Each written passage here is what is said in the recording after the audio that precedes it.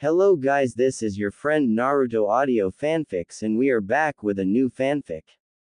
Which is what if Kurama trained Naruto from the start and guided him into powerful harem, part 1.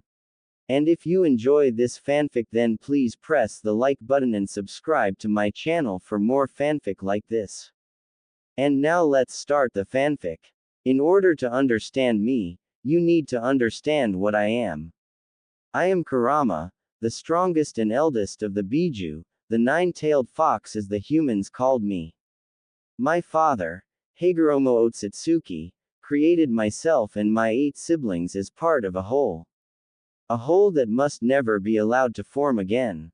As a part of a whole, the only ones that were ever able to understand me were my siblings, and that understanding was incomplete, and that was the polite way of putting it.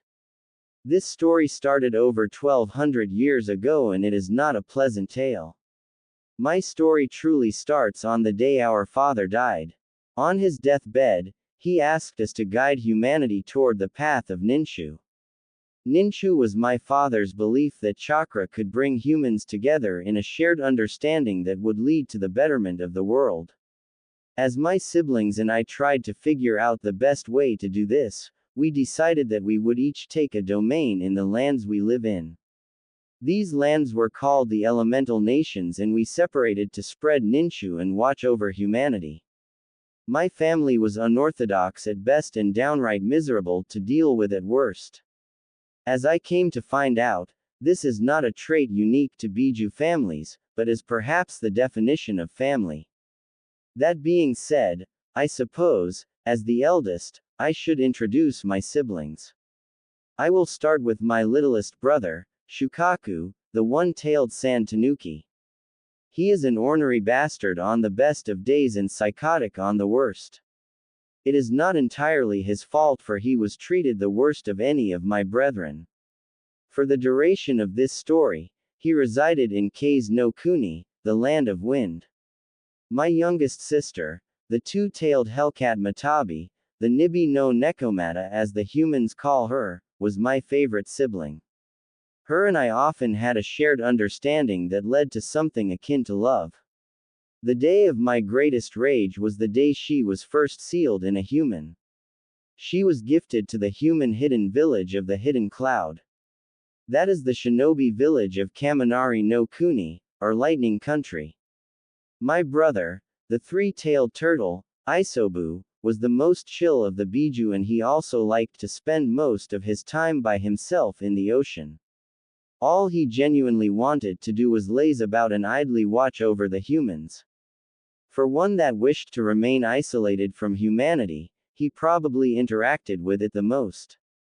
He also formed a relationship with one clan that truly understood my father's ideologies. Unfortunately, after his sealing, they met a tragic end. He resided in Mizu no Kuni and was once again gifted to the hidden village of Kurigakure. My proudest brother, Son Goku, was a four-tailed lava ape. He was proud by nature, and he controlled the lava of the earth.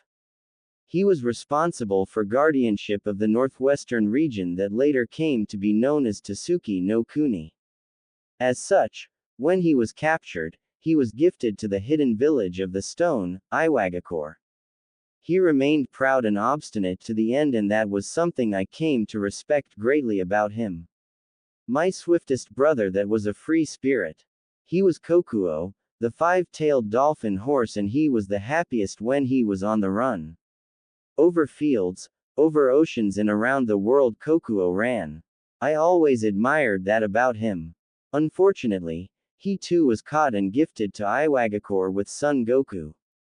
Once denied his freedom, he became an untamable stallion that was obstinate until the end. Saiken was my most unique sibling and I often wondered what father was thinking when he created her. She was a six-tailed slug that had master over acid. Her acid was potent enough to wound me when we fought, although she was generally a fun-loving entity. As with my other siblings, she was caught and gifted to Kurigakure alongside Isobu. Chome, the seven-tailed horned beetle, was the peacemaker within the family. She was overly cheerful, and she was the sole member of the family gifted with flight. She had domain over insects and was hailed as the queen of the insects. Alas, this did not save her from the damnable human, and she was gifted to Takigakure. She maintained her positive attitude and still did her best to follow her father's teachings. Next, we have the brother nearest to power with me, and perhaps that was why I butted heads with him the most. Yuki, the eight-tailed octopus, was a hybrid of a minotaur's upper body and an octopus lower body. He often hung out with the Titan turtle within the oceans around Lightning Country. He was the last to get captured, and he was the one who fought hardest against his containment, at first. He and I would only come to understand one another much, much later in my life. Finally, you have me. You best not have forgotten my introduction already, pathetic ninjans. I resided in Fire Country and watched over humanity with disgust for most of my life. I saw only the evil that humanity was capable of, and only hatred, anger and disgust grew in my chakra core for over 1,000 years. As if that were not bad enough, after all of my siblings were captured, I was enslaved. The humans finally crossed the line with me and fixed my hatred for humanity so deep in my core that it became an essential part of my chakra. Madara Uchiha, using the powerful eyes of the eternal Mangekyo Sharingan, he enslaved me and robbed me of my own will. Why my father granted mortal men the ability to control us confounded me for the longest time. Madara used me in a simple squabble between himself and his rival. The descendants of the Uchiha and Senju fought and squabbled in the same manner that my father's human sons did. That is how I went from enslaved to sealed away. Madara was defeated by Hashirama, and the victor's wife sealed me into herself. This began my 87 years of captivity, and it only served to confirm my hatred. I would find out later in life that Hagoromo's sons imprinted themselves on the chakra cycles of their ancestors, and this was the reason for the repeated squabbles. This caused the mayhem known as the Warring Clan era that lasted for hundreds of years and cost hundreds of thousands of lives. This era only ended because of the same humans that I mentioned above. They created villages and gathered clans. These villages worked within nations. Then, suddenly, it was all-out war rather than clan squabbles. The world was rocked by 3 great wars before my story truly starts. The wars were fought for petty reasons, and they left nothing but carnage, chaos and hatred in their wake. Each village imagined itself the victor or the victim. Each village claimed that their cause was just and cared nothing for the loss of life.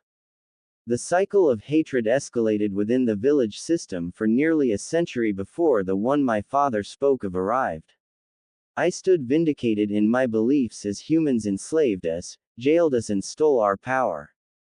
They did this by sealing us into other humans that they dubbed Jinchuriki, literally defined as, the power of human sacrifice. They took our power and called it their own to use us as weapons of war that perpetrated the cycle of hatred. Yet another reason that my soul seared with hatred for this pathetic race. I had 2 Jinchuriki that treated me indifferently before my story truly starts. I already introduced the first as Uzumaki Mito. She was a decent woman, and she understood my father's art of fuinjutsu better than any human I knew. She interacted with me minimally and never took my chakra. She gave birth to a son and daughter and was able to prevent my escape during both of those pregnancies. Other than the fact that I was imprisoned within her for 68 years, I could begrudgingly respect her for her purity and love of family. My next Jinchuriki was Uzumaki Kushina, officially a niece of Uzumaki Mito, daughter of Uzumaki Krishna, and I care not to share her true father's name. She was the rightful princess of Whirlpool Country as well as one of its last surviving members. She was wild, brash, passionate and impulsive, but her soul was pure and good. Keep in mind that I do not give such compliments lightly. Kushina interacted with me every now and then, but she was only taught the bigotry and mistrust of the human race when it came to dealing with this Biju. Can I blame her? No, I cannot. By that time, I was so enraged and saturated with hatred that my chakra became poisonous to most humans. So, in hindsight, I do not blame her for her mistrust. She took my chakra only when absolutely needed, and other than that, she left me well enough alone. That all changed on the night that she gave birth to her one and only son. I was ripped from the seal by a cursed Uchiha during her moment of weakness. Against my will, I was once again enslaved to the Sharingan after I was ripped out of her. The Uchiha ordered me to attack the Hidden Leaf village, and I caused havoc until I was defeated and sealed once more. The mortal that sealed me fought well and died honorably. I may hate him, but I do honor his strength and sacrifice. The mortal, Namikaze Minato, defeated me by sealing my entity into his only son, Uzumaki Namikaze Naruto. This man was supposedly an orphan, but that was only a smokescreen to cover one of the last of the Senju clan. This scheme was concocted by crafty and greedy mortals that only thought of their own gain. Minato was the direct descendant born from Hashirama Senju's son Dan Senju and Tsunade Senju. I only share this with you because it is relevant to the story. My final Jinchuriki was a boy known to the world as Uzumaki Naruto, and his fate was crueler than the one I was given. Once again, crafty and greedy men conspired behind the cover of shadow, and it was this boy that paid the price. The boy's early life was something I would not even wish on Madara Uchiha, for children are the only humans that are innocent. They are only innocent for a brief time before the taint of this world corrupts them, but they are innocent and pure, nonetheless. The rest of this story is about my journey within the boy. Before you read this story, know that I came to regret my early actions. My hatred clouded my judgment and stopped me from seeing what should have been obvious from the start. The boy was brilliantly bright, and his soul was pure. My interaction with the boy set the wheels of fate spinning and turned the world completely onto its head. It was the beginning of my end and of my redemption. Singularity. Naruto's first day at the academy was not what he had hoped. The glares were ever present, his teachers were mean, and he got nothing out of the day. He stood in the hallway and held pails of water for most of the day, and his young mind couldn't figure out why. He thought as he stood in the hallway and reflected on his life. He was 8 years old, abused, undereducated, malnourished and alone. His sharp mind was hampered by the nerfs as he struggled to make sense of what exactly he had done to deserve such treatment. He walked out of the academy and saw the stares of the parents, he heard the whispers of those around him, and his head slumped further and further. His heart clamped in a mournful pain and tears threatened to escape his ducts. His feet took off underneath him and he ran. He ran to get away from the judgment. He ran to get away from the hate. He ran to any place that didn't have people around. People meant nothing but pain to the small child. Naruto crumpled into his bed while begging for the sweet release of sleep. His hunger gnawed at his stomach because his apartment had been ransacked once more. Evidently, the villagers took offense to him joining the academy, and this was their way of showing it. Eventually, the boy was able to close his eyes and he fell into a restless sleep. Naruto awoke to the sound of his apartment door getting kicked open and the shouts of at least 10 villagers entered his apartment. He attempted to hide under the bed, but his fears came true when he was yanked by his ankle out from under the bed. The shouts, hatred and beating began. The last thing Naruto remembered was having a kunai slit his throat before his world went dark. Naruto abruptly awoke in a dark hallway that was filled with water. The only saving grace was that he could no longer feel the pain dampening his body. The illumination in the long hallway was flickering and it was mostly red. A warmth that felt like fire emanated from the red pipes that ran along one side of the hallway while the blue pipes were leaking blue water. The walls on the side of the hallway with the blue pipes was crumbling and Naruto knew that didn't mean anything good. Come. Naruto heard a deep voice say in a growl and, against his better instincts, his feet moved him down the hallway towards the voice. Naruto didn't know how long he was walking or how many turns he had to take. His feet moved him forward and as he got closer, the red pipes burned hotter. As he got closer, fire filled him, and he became wary which caused his footsteps to slow. By the time he entered a great room, he was barely moving forward, and he was feeling incredibly tired. He trudged forward as his consciousness was fading and his tired eyes locked on the darkness in front of her.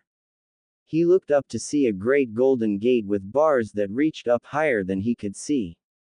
Behind the gate, fire flared in the background of a massive nine-tailed fox that was ramming its body against the golden gates. The gates didn't budge, but each charge sent a wave of fiery hot chakra down the red pipes. He watched the spectacle with fascination as his mind weakened and the tiredness began to consume him. Kurama paused his charges when he saw the boy in his chamber. This filthy chamber that resembled a sewer filled with dank water that covered the floor. He had awoken from his slumber a couple years back and he was appalled to be contained in such a shoddy seal. At least in Mito's seal, he was immobilized in a respectable chamber. Kushina had him bound to a sun of sorts and there were chains holding him to it, but he at least had a galaxy-like setting to look off into. However, this filthy place was completely unbecoming and unworthy of his greatness. Kurama had been awoken suddenly from the panic of his vessel. He had grown accustomed to the beating because of their frequency, but each one only served to increase his hatred of this village called Konoha. He found it incredibly ironic that this vessel was a noble of 3 clans and they treated him like this. His dormant power was immense, but he would never be able to reach his potential in this environment. He glared down on the pathetic representation of the boy's consciousness. He could tell that he was fading, and he didn't want to know what would happen to himself if the boy died. He made a decision, and he calmed his movements. He focused and kept chakra flowing through the water on the floor to heal the boy's grievous injuries that were accumulating in the outside world. He lowered his head to the child and called to him. So, my container has finally made time to see me. Come, child, I wish to see you better. Kurama said while trying to suppress his hatred. Naruto looked up in a daze. Where am I? Kurama suppressed the snarl that was rumbling in his throat. We do not have times for such details. You are dying and I need you to open the cage if I am to save you. Naruto shrugged with a despondent look on his face. What if I don't want to be saved? What if I just want it to be over? Kurama could feel the boy's despair and weariness. He felt a slight pang of guilt because children should never feel this way. Children were innocent creatures, and this child was robbed of that innocence.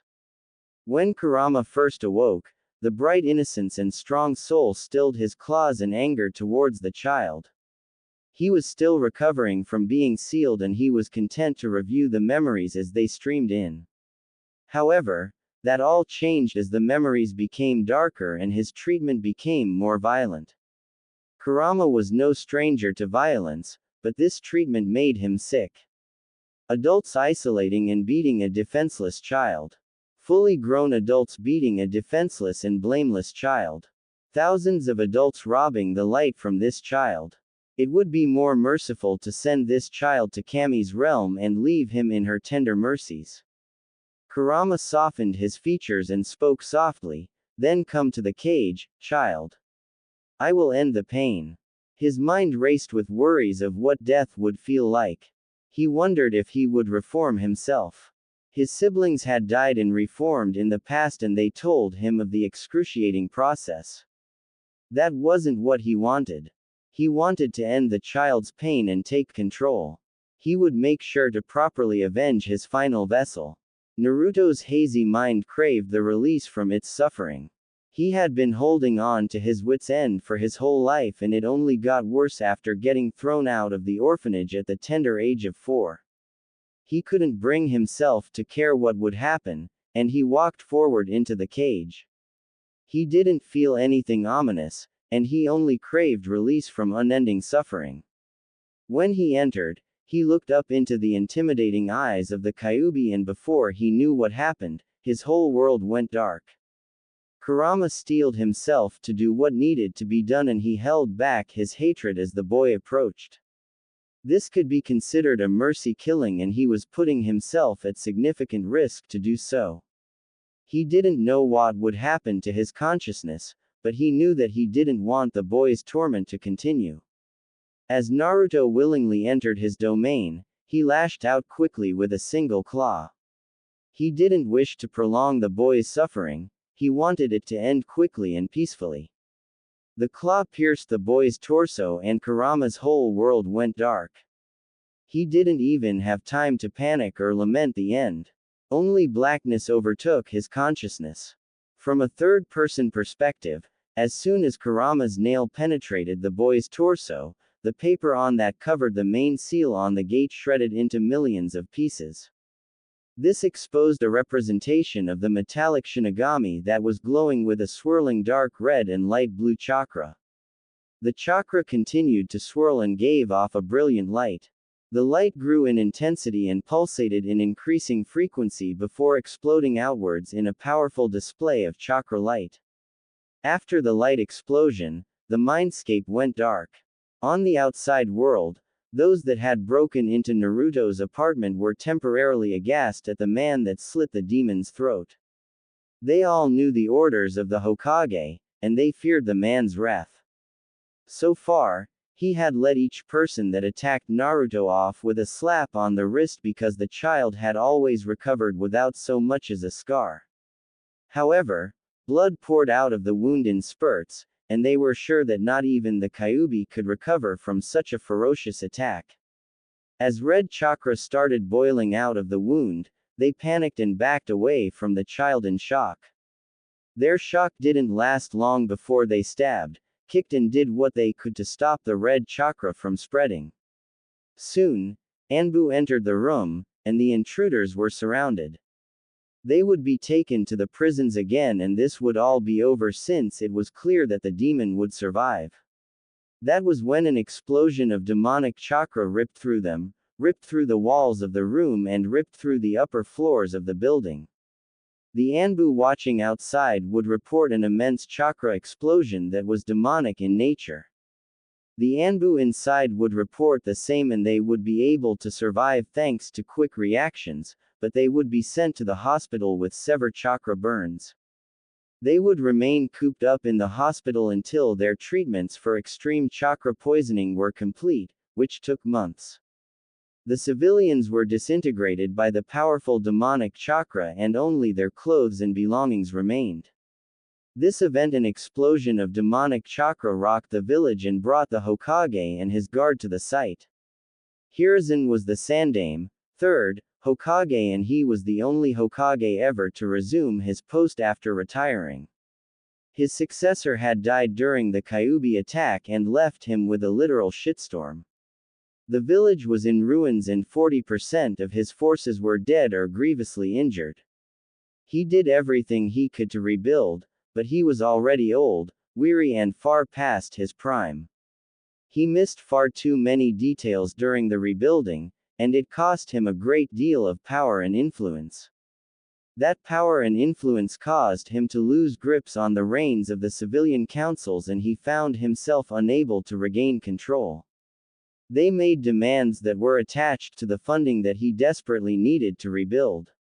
He gave in to those demands and commonly came to regret doing so.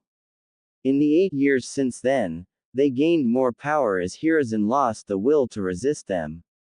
They took full advantage of that, and it led to his second greatest regret in life.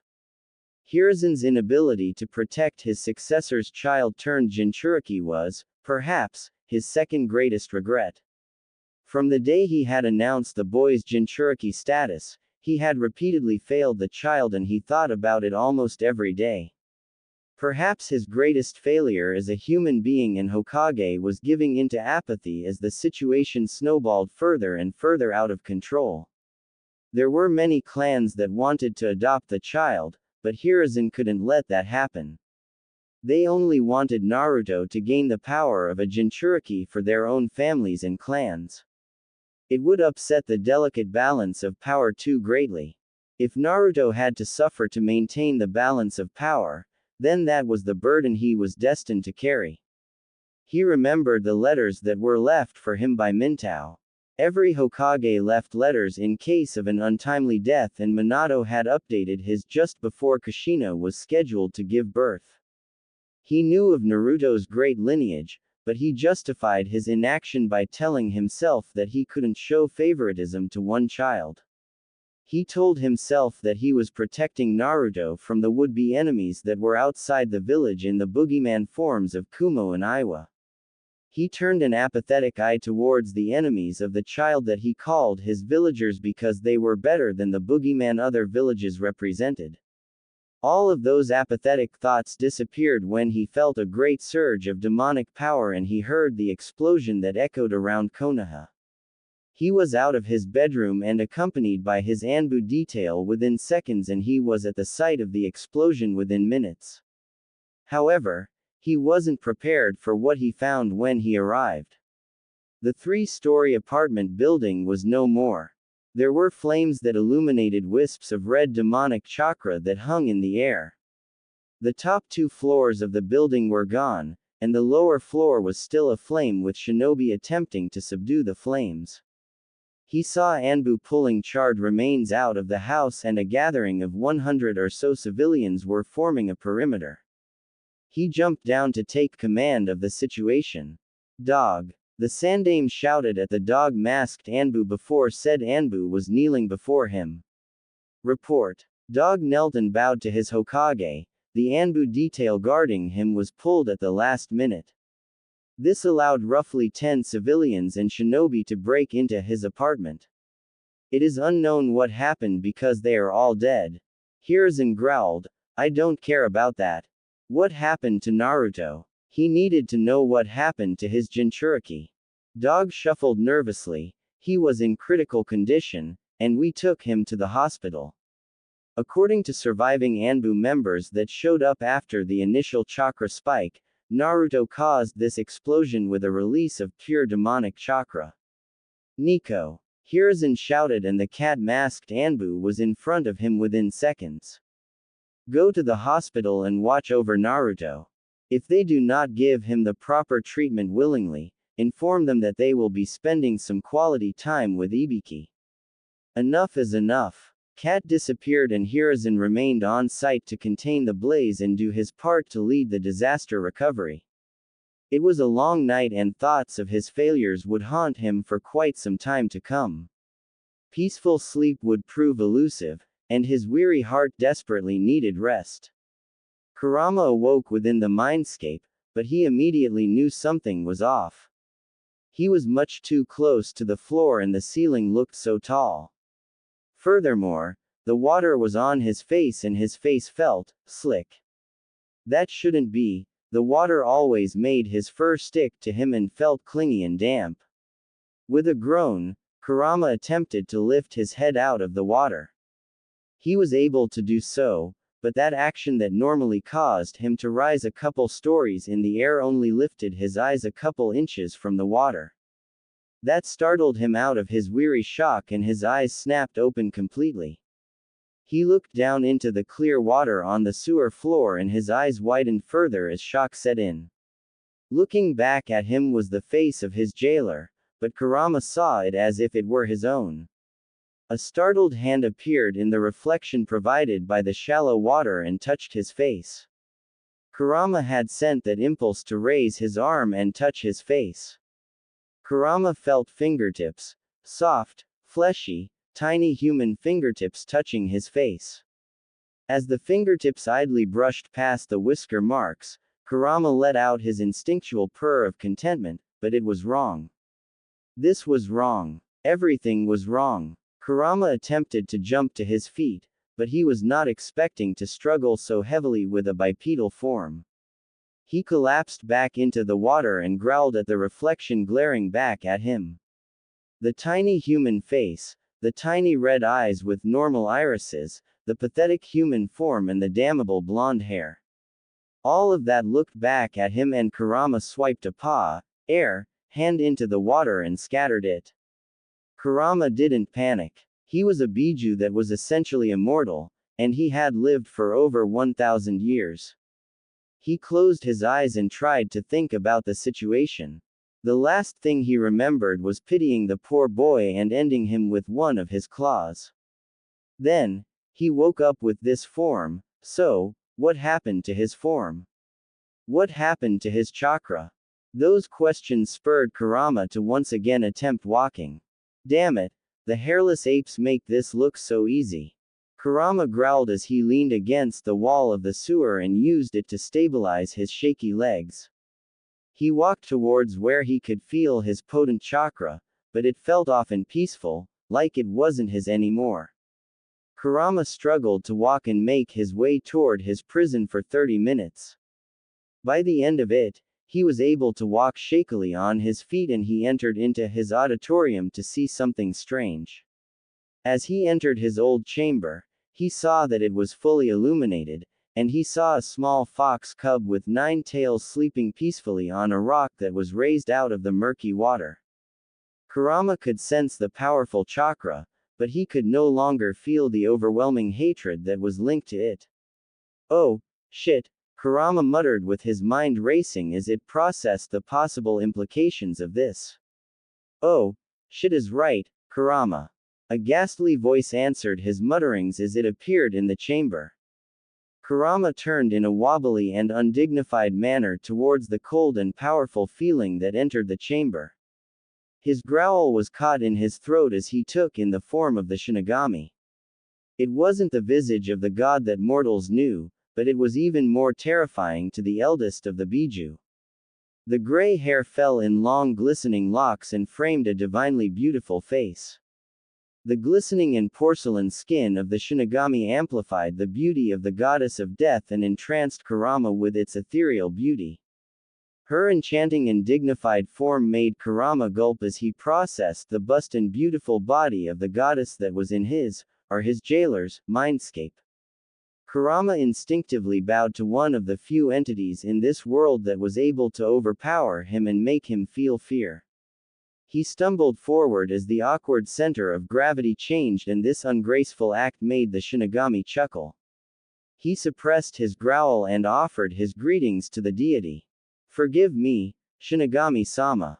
I am very disoriented and unused to this human form, Kurama said while bowing. The Shinigami brought the sleeve of her yukata in front of her face to hide her chuckle. That is quite alright, Kurama. It is expected in a case such as this. Kurama rose from his bow. What case? What happened? The Shinigami's chuckling halted abruptly. What did you think would happen when you messed with a seal imbued with my divine essence? From the day I made that seal, I linked your soul to the boy's own. Kurama nodded hesitantly. So, I am just in control of his body until he wakes. The pathetic human voice that escaped this form honestly infuriated Kurama. Shinigami looked at the kitsune cub sleeping within the cage with a faraway look in her eyes. If that were the case, do you think that would look like that? Kurama's head followed the Shinigami's gaze and looked at the fox kit. I fear not. The hesitation in Kurama's tone was palpable now. Shinigami looked back at Kurama. You attempted to kill the child. It would have been a mercy. Kurama protested, and the childish face fell into a look of agony. For once in my life, I gave him an act of mercy. Shinigami frowned as she acknowledged the truth of his words. I do not disagree with you. However, the seal ensured that if the child died, then you would die. Kurama nodded and tried to affix a look of understanding on his human face. Okay, so why am I in a human form? Shinigami's frown deepened. I don't know. You were not supposed to be able to do any real damage to the boy's soul. Kurama sighed. He was only hanging on by a thread, Shin. Even with all of the rage and hatred I harbor, I would not wish his life on Madara. This statement caused the Shinigami's eyebrows to raise. That is a powerful statement coming from you, Kurama. Kurama shrugged his tiny human shoulders. He would lament later that it used to be a much more majestic gesture. It is the truth. So, can you reverse this nonsense? He asked hopefully. No, was the Shinigami's reply. What? Kurama shouted in indignation and disbelief. Why not? The Shinigami sighed and looked sorrowfully at Kurama, because this was not my doing. I do not know how it happened, but it did. No, Kurama said and clutched his pathetic human head with wide eyes. No. Shinigami walked up to Kurama's form and gently lifted his small human face to look her in the eye. You have a couple choices, Kurama. You can either live in denial or accept the reality of your situation. How? How am I supposed to accept it? He asked incredulously. You just told me that I am human now. I am no longer the greatest of the Biju. I am the thing that I hate most in this world. And I am stuck in this pathetic body. Shinigami looked impassively at the temper tantrum. That doesn't change the fact that you are human now. In fact, I find it rather fitting. Kurama glared with his powerful red eyes at the Shinigami. How is it fitting? Shinigami chuckled wryly. You went from the prince of the Biju to the prince of Konoha. You are the rightful heir of Konoha. Kurama scoffed, as if that means anything. This pathetic village was the one to destroy the boy's will. Shinigami nodded at that. Did you notice anything in the boy before this event happened? Do you know the potential that body holds? Kurama snorted. It is a human. Shinigami cut him off. It is a human vessel gifted by a miraculous combination of 3 of the strongest bloods since your father. This vessel represents the remerging of Indra and Ashura. Kurama looked horrified at the thought. What? I am going to have those cursed eyes.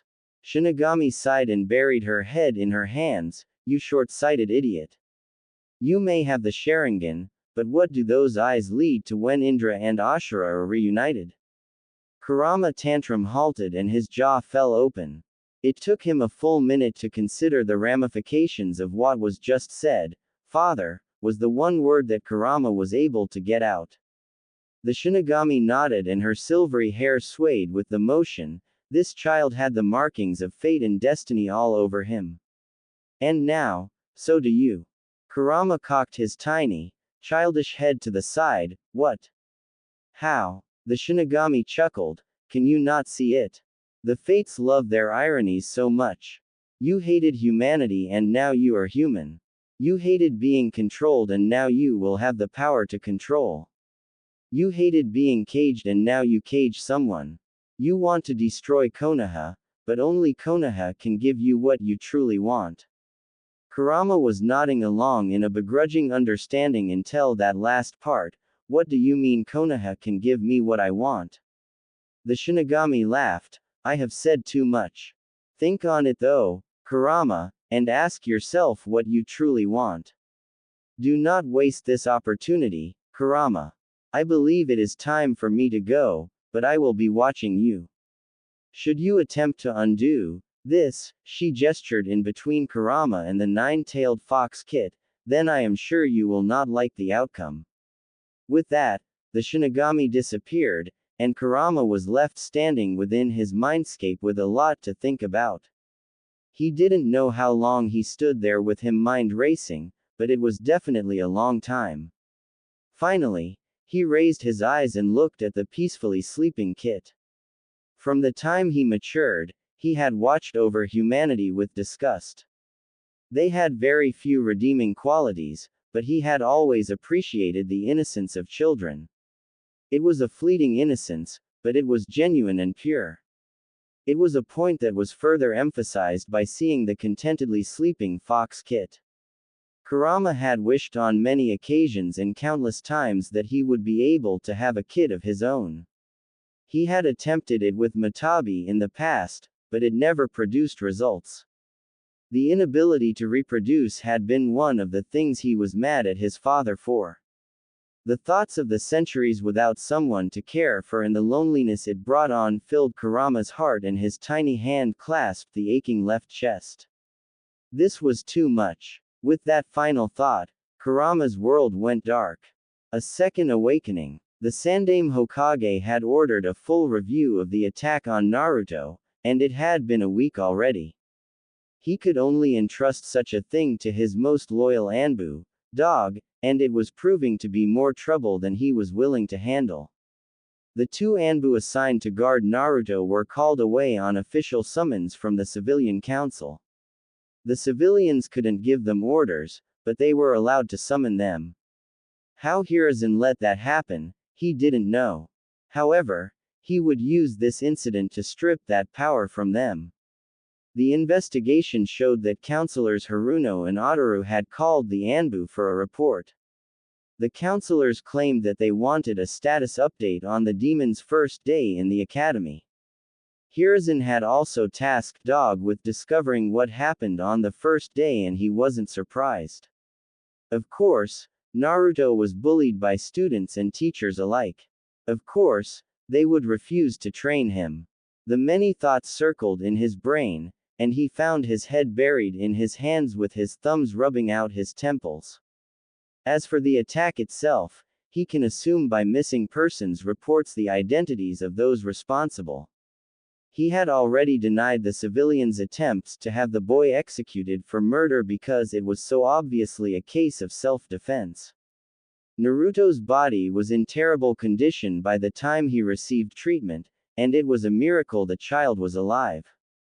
The red glow around the boy's body was ominous, despite the fact that it was the only thing keeping the boy alive. The healing power of the Kyuubi was truly magnificent. The boy had no scars remaining on his body, and he was in a medically induced sleep. He had been for a week now, and Hiruzen had ordered the drugs be stopped 2 days ago. Despite that, the boy hadn't stirred. His successor's son was in a coma for all intents and purposes, and there was nothing that Hiruzen could do.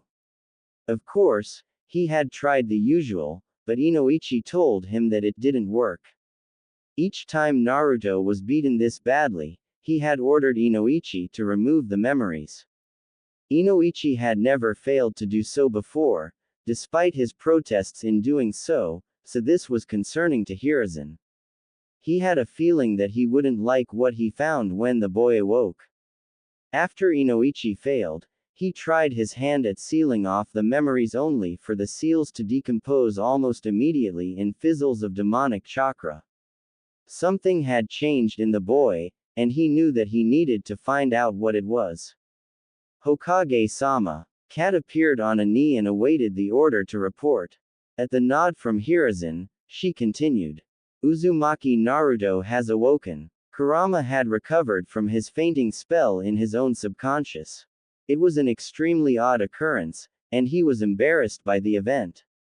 He had sat for the past 2 days. Once his mind felt clear and he reviewed the boy's memories. They were more unpleasant than the glimpses he had from within the cage. This damned village was inhumane to him, and they had the audacity to call him the demon. Once Kurama got past the memories, he began planning. He knew from the memories that he would likely wake up in a hospital, and his negative emotion sensing let him know that he was likely in such a place. He also knew that the Hokage would be notified when he awoke. That meant he had to plan out this conversation first. That was a monumental task for the former Biju. Normally, he would just threaten the old monkey, but this body didn't have access to his former power, and it had yet to awaken its, or his now, own power. It was an eye-opening experience for Kurama to reflect and meditate from a position of helplessness. It was a truly terrible and foreign feeling for the entity that used to be the strongest of Hagoromo's children. It was so overwhelming that the first couple hours were wasted by rapidly spinning thoughts and self-pity. After calming down using his father's own meditative exercises, Kurama was able to think clearly. Let's look at the facts. He was trapped in a human boy's body, and it was in extremely poor condition. The boy had minimal knowledge, no training, nobody willing to train him, and he could barely read. His consciousness solved the knowledge issue. He knew enough of chakra and the human body to start his training, and Kurama knew how to read many of the human dialects. The mental challenges of the boy wouldn't be the problem, however, justifying the change to the humans without arising suspicion would be. Kurama knew that he would be watched closely after an attack like this. Those humans referred to as Anbu would be monitoring him. They weren't a big problem, but they would be annoying. The villagers would be sure to hate him even more if they saw the changes, and he wasn't sure this tiny body would allow him to defend himself. For the great Kurama to worry about such a petty thing as human adults was truly a humbling thought. Despite that concern, he knew that the human leader of the village would be the biggest issue. The old monkey would undoubtedly be concerned about Naruto after this. Kurama knew that the attack was far worse than the others, and he knew that meant the Hokage would make an appearance. Kurama hated that man with the entirety of his being. He was apathetic towards Hiruzen when he was in his cage because it was the boy's life. However, now that it was him in this body and he was facing these fears, Kurama hated the old man. To Kurama, Hiruzen's indifference and apathy were as evil as any of the other deadly sins. Sloth and apathy let corruption grow, and corruption was rampant in this village. The blame for that were laid at the feet of the Hokage. All it takes for evil to prosper is for good men to do nothing, and that is exactly what Hiruzen Sarutobi had done. Now that Kurama was on the receiving end of this apathy, he needed to figure a way around it. That brought Kurama to thoughts of knowledge that he could use to strengthen his position. Kurama knew at least part of the boy's lineage, and he could infer the rest with decent accuracy. He knew that Kushina Uzumaki was the boy's, or now his, mother. She was treated almost as poorly as her son had been for most of her time in Konoha. She had adamantine chakra chains, Uzumaki vitality and chakra, and she knew a fair bit about Fuinjutsu. These were genetic traits that he probably had access to. The boy's father was Minato Namikaze, the very mortal that sealed Kurama into the boy. He was an admittedly strong human, and he was the previous leader of the village. He knew that the mortal had developed several jutsus and seals. However, he wouldn't have access to those. He also knew that Minato was responsible for the Senju, or Ashura's, blood. Kurama could feel it in his body, and he knew it would be a powerful asset. This made Kurama think about where Indra's lineage came from. It was this fact that he didn't know, but he knew it was most likely not through the father. That left the mother's side of the genetic tree. That being said, it disgusted Kurama to no end. The thought of those eyes in his head made him extremely agitated. However, if he mastered their power and acquired his father's eyes, then he would become extremely powerful. Kurama could appreciate power, and he could appreciate the potential retained in this body. He could even appreciate the essentially royal status that he inherited from the boy. The question became, how does he survive and thrive to attain that strength? Could he trust Hiruzen? No, Kurama didn't think so, and he justified that rationale by examining the boy's treatment thus far. Who could he go to? Who is this damnable village could he find as an ally? Finding an ally was a humbling thought for Kurama. It would be possible for him to do with his negative emotion sensing, but where to look? How to find them? How to hide it from the Hokage? Those were questions that started popping up when he thought about his planning. He pushed them aside for now and made it his primary goal to focus on surviving. Kurama felt his consciousness awaking, and he was pulled out of the mindscape. He looked around at the room that was filled with blindingly white light, an antiseptic smell, and at least two of those Anbu. Kurama's face scrunched up as the antiseptic smell overpowered his keen sense of smell, and he shook out his head. Kurama shifted in the bed and moved his tiny human form in the real world for the first time. It was one thing to do it while in the mindscape, but the vivid feelings of the boy's body were a trip for Kurama. He flexed his tiny little fingers and balled them into a fist. He pushed down on the bed and shifted his sore body up into a sitting position. The aching in his body was foreign to him and he really didn't like how puny it made him feel. He wiggled his little human toes and flexed his knees. The pain from tight muscles made him groan aloud. Moving hurt and every action felt so small, pathetic and human. Uzumaki-san, how are you feeling? Kat asked as she took a look at the boy. Kurama cocked his head to the side and looked at the cat mask. I am waking up in a hospital after nearly dying. Again, how do you think I feel, Nico? Kat was startled by the hoarse voice and abrupt demeanor. She had watched over Naruto for quite a while, and she knew of his cheery mask that he wore in public. She was one of the rare few that ever got to see the sad and reflective eyes. She gasped aloud when she saw that the amazing azure blue eyes were replaced by a vibrant and blood-red color. She knew that this wasn't going to go over well with the civilian council. Kat cleared her throat, not knowing that Kurama could feel her fluctuating emotions. My apologies, Uzumaki-san. It was a stupid question. I will inform the Hokage that you have awoken. Kurama, in Naruto's body, reached out and grabbed her hand. My stomach hurts and I think it is because I am hungry. Could you get me some food, please? Kat nodded toward a corner where a bear-masked Anbu appeared. Bear, could you do that while I inform the Hokage? 10 minutes later, while Naruto was chowing down on some food, Hiruzen entered the room dressed in his Hokage garb. He placed his hat down on the bedside table and looked at the boy. The boy had stopped eating and was looking back at him, and it took every bit of training Hiruzen had not to wince. The red eyes terrified him to his core, and he was only grateful that there were no slits, otherwise they would be just like the Kyuubi's eyes. Hiruzen sat down in a chair at the side of the bed. Good afternoon, Naruto-kun, how are you feeling? Kurama suppressed the growl that instinctively wanted to escape his throat. What was it with humans and these petty, meaningless questions? He calmed his voice and tried to make it sound childish. Like I just woke up after getting beaten again.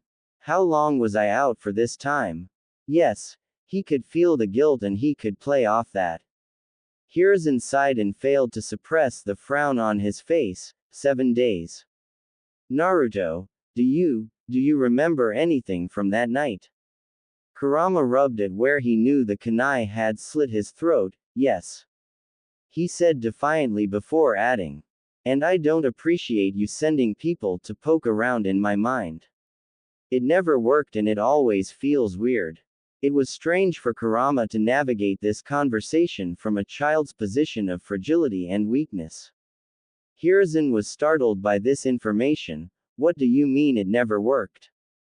I will not deny that I attempted to remove your bad memories, but why did you never tell me this, Naruto-kun? Hiruzen couldn't hide the fear and anticipation that was making his chakra go wild, not to Kurama. Kurama glared at the Hokage and enjoyed the wince he detected. Why would I? You let people beat me and then try to cover it up. Hiruzen coughed into his hand to regain his footing in the conversation. Then why are you telling me now? He challenged. Because I am sick of it. Do you want somebody you don't know poking around at your head? Kurama answered defiantly. What happened while you were asleep, my boy? Hiruzen asked to change the topic.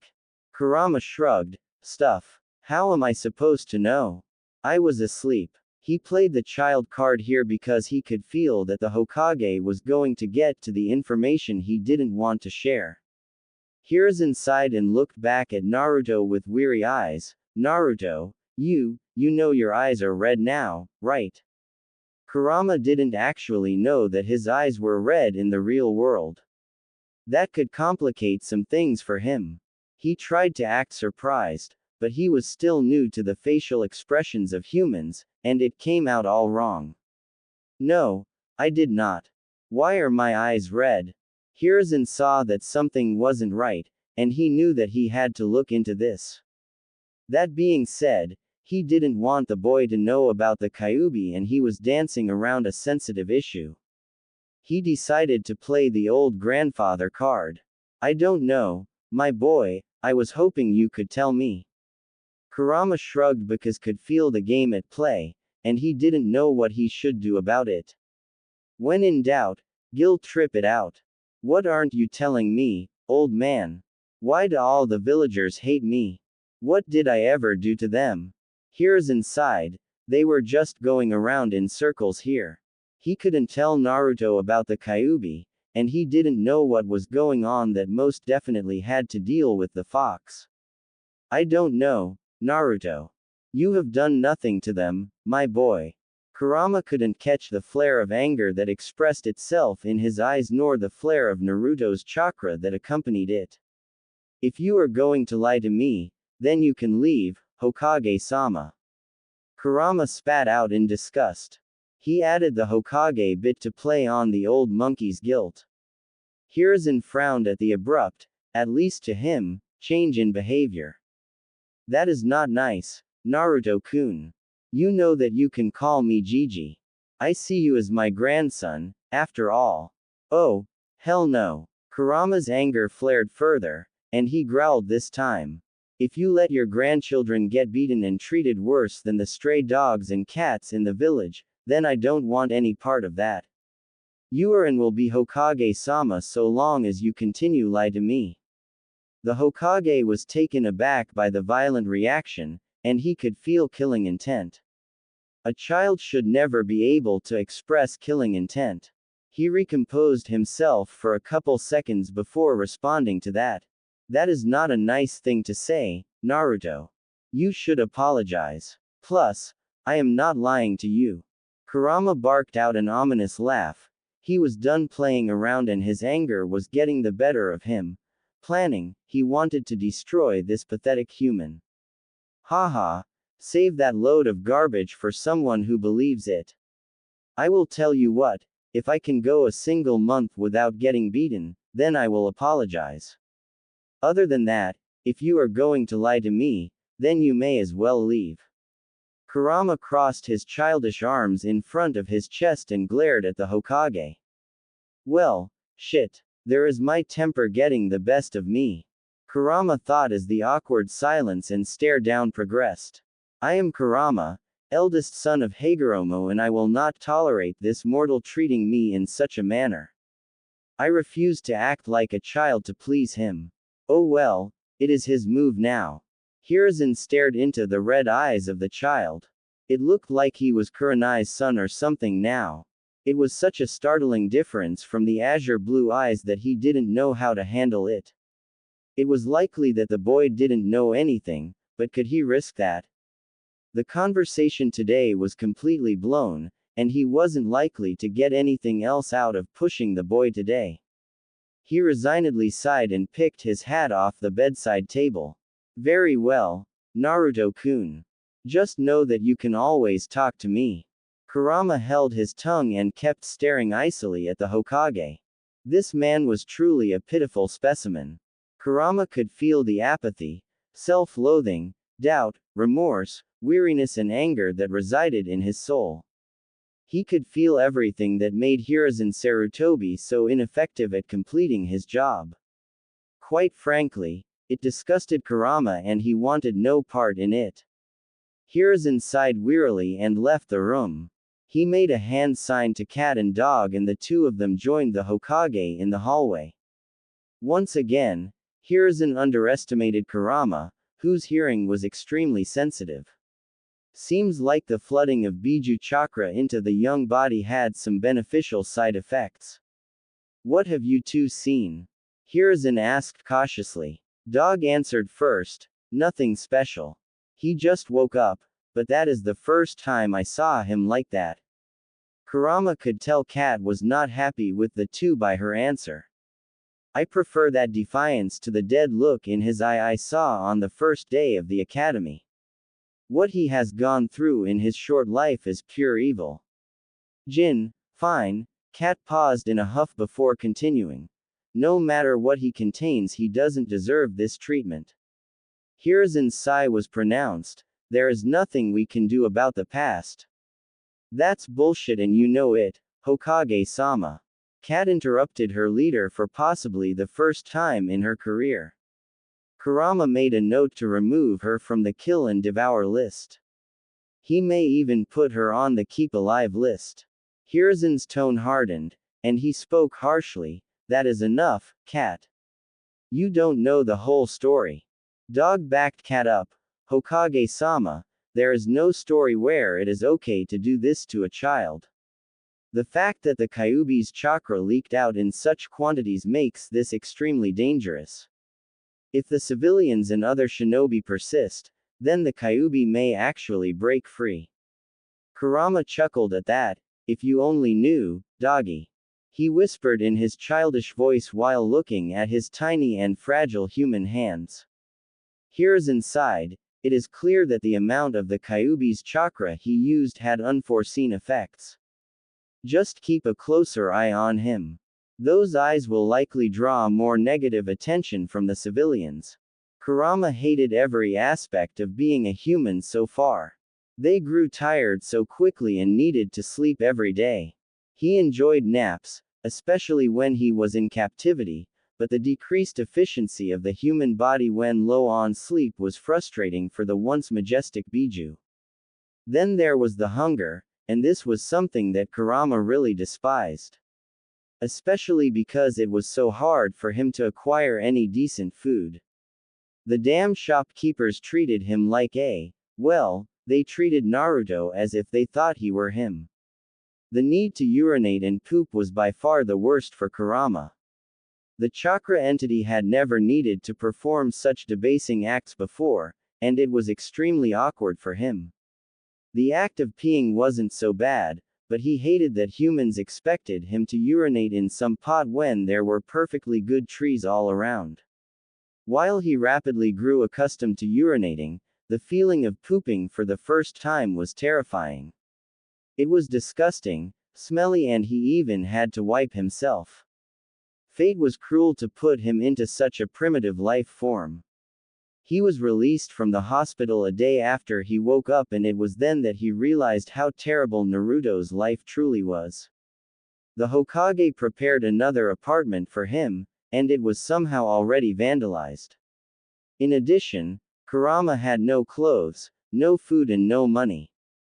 The stupid old monkey didn't realize this until Kurama called down Cat and informed her. Kurama appreciated how the woman took that personally, and she took him shopping when she returned from the Hokage office. For an entity that can sense negative emotions, Konoha was a true nightmare to live in. Kurama's ancient hatred for humanity burned in his chakra, and his red eyes flashed brighter as he glared down the foolish mortals that dared to glare at him. This wasn't missed by Cat, who had been taking notes on all the changes in her charge. This inspired her to strike up a conversation. Naruto, I noticed that you are different. You want to talk about it? She asked tentatively. Kurama looked up at the cat-masked Anbu and noticed that she was genuinely concerned, so he softened his tone. No, I am just done taking their hate like it is my duty to do so. Cat was taken aback by the straightforward reply, so she responded to it. Naruto, you need to be careful. Doing that will only make them. Kurama scoffed. I know. Ever since I woke up, I just know what they feel. I know what the Hokage felt. I know he lied to me, and the feeling his chakra gave off made me sick. Tell me, Cat-san, if you lived in a village that hated you for an unknown reason and you had people treat you like this, how would you react? Cat remained quiet for a minute and continued walking to the next store. Kurama could feel her chakra was in flux as she kept coming to answers that she either didn't like or couldn't say out loud. I don't know. Kurama nodded. Exactly. Right now, All I want to do is get strong enough to protect myself from their whims. I will no longer tolerate their treatment. Kat looked down cautiously at Naruto. This wasn't the same child as a week ago. Kat didn't exactly like the changes, but she definitely couldn't blame him. So, you are going to go back to the academy? Kurama scoffed. Go back to a place where they actively teach me incorrect techniques or have me stand out in the hallway? No, I think not. Then what will you do, Naruto? Kat asked. Kurama shrugged. Maybe I will just go live in the forest. The animals couldn't be any worse than the villagers. As Kurama thought about that option, it actually seemed appealing to him. Kat frowned behind her mask. It is clear to her that the kid had been pushed too far. She knew that she would have to report this to the Hokage. For now, she just wanted to get him set up in his new house. She took him into a clothing store and got him 3 pairs of clothing and stared down the cashier until the man threw the pile of clothes at Naruto. As they were walking out of the store, Bear appeared in front of Kat. Kat, we need to report to the Hokage for a mission. Bear said. Kat looked down to Naruto and then up into the sky. It was getting dark, and she didn't want to leave Naruto alone.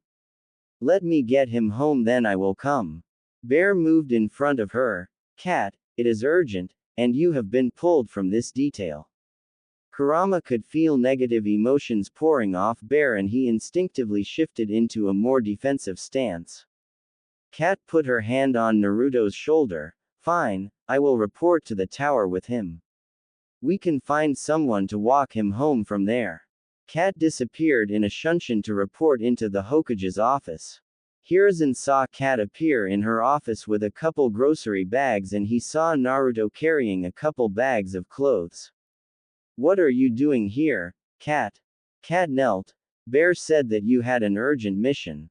I wanted to report in with Naruto rather than leave him alone without a protective detail. Hiruzen's eyes narrowed. You are not being pulled for a mission. Return to your detail and I will deal with Bear. Kurama didn't like the feeling he was getting from this scenario. He also didn't like knowing that the Hokage probably wouldn't do anything to his own Anbu. Kat nodded and apologized to the Hokage for disturbing him. She walked Naruto home and helped him put his groceries into his new and shitty apartment. She took up her position and looked over Naruto's apartment. Everything was quiet at first, but that was about to change.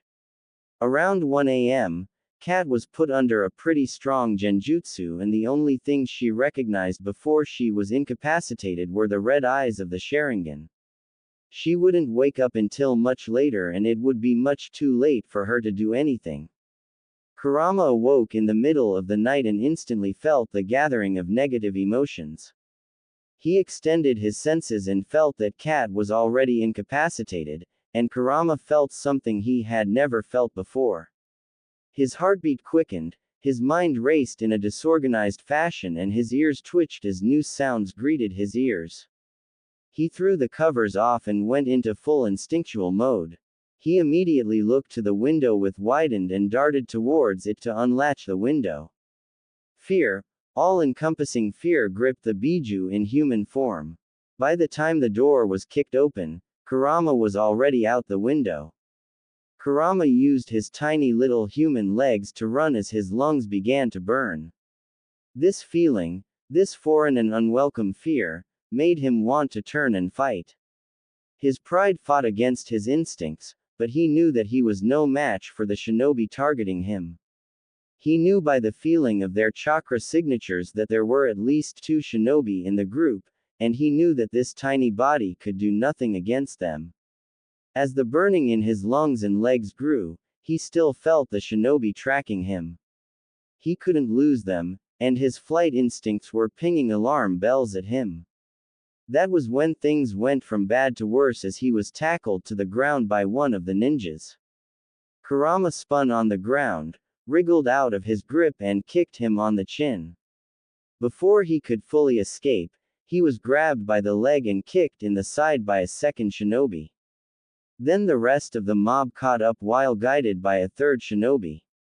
Kurama's heart pounded out of his chest as fear filled the entirety to his being.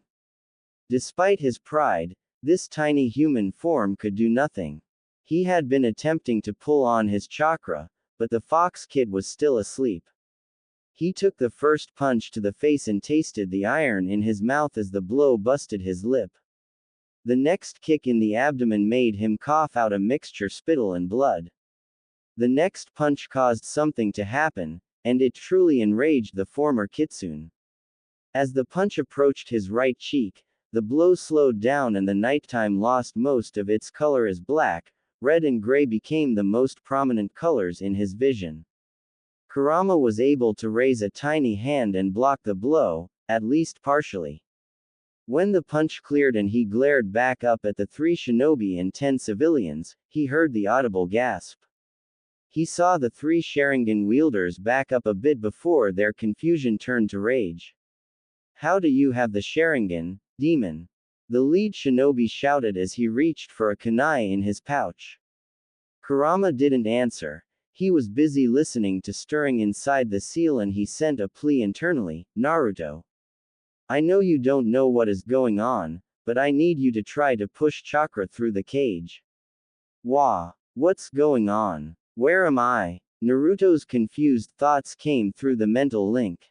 "Kit. Not now. I will explain later. I need you to push." Kurama's internal plea was disrupted by a kunai to the right shoulder from the enraged Uchiha.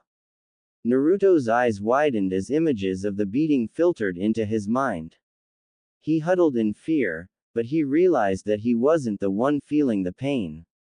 He realized that it was the fox's voice, and he was the one taking the beating. For all of his apathy, depression and lack of caring, Naruto still hated to see other people suffering. He felt overwhelmingly powerful, but he didn't know what to do with this power. He started flaring his chakra and screaming while pushing against the bars of a cage he barely recognized. "Kit." Kurama pleaded as he felt pain rack through his body and he said a word he hadn't used in centuries, "Please." Naruto started freaking out and flailing against the cage. He saw the water turn red outside the cage and he saw the water turn into a bubbling orangish red chakra. He kept doing it in an attempt to provide assistance to himself. He shook off the confusion because fear was saturating the mental link and it resonated with his own fear. Kurama felt the familiar feeling of his own chakra and he tried to use it in any way that he could. While his attributes turned more feral, he glared back up at the Uchiha and civilians attacking him. He lashed out with his claws and tore into a leg from one of the Uchiha that was about to kick him. His chakra-enhanced nails ripped through the shinobi's pant and blood sprayed onto his face. He was kicked in the back of the head by another shouting Uchiha and Kurama did what he could to survive. He channeled as much chakra as he could, and his body reacted to it as 20 blood-red chains sprouted out of his back with arrowheads on the tips. The chains rattled briefly before they started tearing into those attacking him. Every one of the civilians was too slow to react and chains skewered them on various parts of their torso. 2 of the Uchiha were caught off guard and one of the younger ones had a chain piercing his eye socket and poking out the back of his skull. The other Uchiha had a chain penetrating straight through his chest and out the center of his spinal cord. That particular Uchiha was choking on his own blood. The final Uchiha looked on in horror as 2 of his clansmen and the mob he gathered was skewered. It was a bloody and grotesque sight, and he wasn't ready for it. He had only gathered the mob to curry favor with the villagers. The Uchiha clan had lost a lot of favor with the village, and everyone enjoyed a good fox hunt. Thus, to find that a young boy killed so many really rattled the experienced Chunin Uchiha. His confusion and horror turned to rage, and he weaved through hand signs for his clan's signature jutsu. As he blew out the great fireball, he was surprised when Anbu appeared in front of him and countered the jutsu with a water wall. He was then surprised as he was hit from behind and his world went dark. This night did not go as he had planned. Dog had gone to swap guard duty with Cat, and he was alerted when he found her sleeping. He broke her out of the genjutsu, and she immediately reacted by darting into Naruto's apartment. Dog knew that something was terribly wrong, and he summoned his canine companions to track Naruto down. The apartment showed obvious signs of intruders and Dog's heart clamped in fear as he followed Pakun, the leader of the pack, toward Naruto. When Dog arrived on scene, he was horrified to see that Naruto had chakra chains coming out of his back and he was aghast when he saw that multiple civilians and shinobi were dead. He was only brought out of his horror when he saw the single remaining shinobi beginning hand signs and gathering chakra. He disappeared in a shunshin and appeared in front of the boy already going through the hand signs and gathering chakra for a water wall. Dog countered the incoming fireball, and he heard the blunt impact of a hilt on the attacker's skull. When he turned around, he was more than a little surprised to look into Naruto's eyes and see the Sharingan with one tomo in each eye looking back at him. How was this possible? Neither of Naruto's parents bore the Sharingan. Kakashi's thoughts were whirring so fast and colliding into one another that he couldn't break himself free until multiple Anbu squads were on site. Kakashi caught the unconscious body of the young boy that had been through too much and he took it once more to the hospital. This was no way for a boy to live. Fatherhood and companionship. Kurama faded from the real world and appeared in the mindscape to see Naruto in his fox kit form still smashing chakra into the cage. A small smile of appreciation graced his face as he looked at the young kit. Without that chakra, he probably would have died. He walked slowly towards the kid and spoke as calmly as he could. Hopefully his body would be okay in the custody of the dog Anbu. Kid, relax. You can relax now, Kurama called out in his own voice, and he was glad that at least that was the same within the mindscape. Naruto stopped mid-charge and he was panting as he sat on his haunches and looked at Kurama. He began looking at himself through the bars of the cage. It was super strange to him, and he needed to know what the hell was going on. It was all too much for a child to process. Why do you look like me? Naruto asked as he looked right into the eyes of his old form. Kurama sighed. Kit, this is going to sound insane, and I need you to not freak out. Naruto's fox head nodded slowly as the azure blue eyes with black slits looked back at Kurama. When you asked me to end your suffering, I tried. When I killed you, well, things happened. Naruto nodded slowly once more and replied wearily, I remember that but nothing else. Kurama tried to crack an understanding smile. Yeah, well, you and I got caught up in something crazy.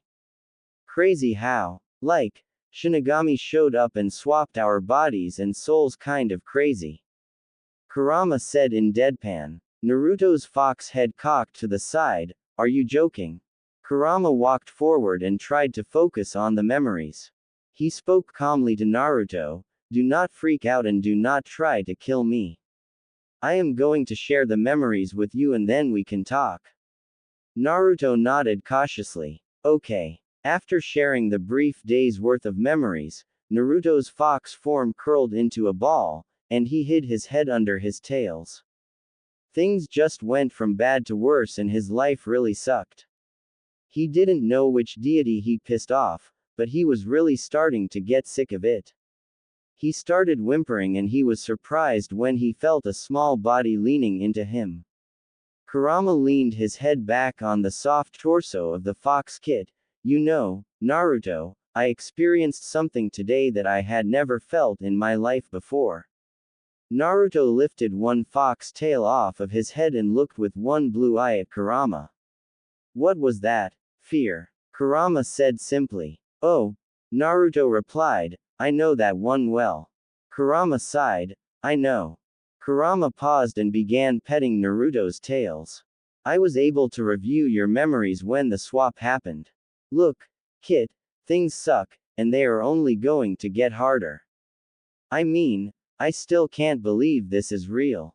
Naruto wrapped one of his fox tails around Kurama. Yeah, well, I am only an 8-year-old. I don't know what to think. Kurama chuckled at that. You are an 8-year-old, and you are now one of the most powerful beings in existence. Even in that tiny form, you hold all of my old chakra. Except, it isn't filled with all of the hate that I built up over the years. Really? Naruto asked and Kurama nodded. Well, that's cool. How do I use it? Kurama shrugged. I never really had to think about it. My power responded to my will and saturated my form. What I can tell you is that you are my successor. I will teach you what I know and find a way to ensure you are ready for the world. When I die, and this form returns to the cycle, you will live on. Sorry. Naruto said sheepishly. Kurama laughed at that. It's not your fault, Kit. This actually might be a blessing in disguise. Naruto cocked his head to the side and his fox ears perked up while his tails uncovered his head. Blessing. How? Kurama shrugged once more. My existence wasn't exactly fun, and it wasn't very nice.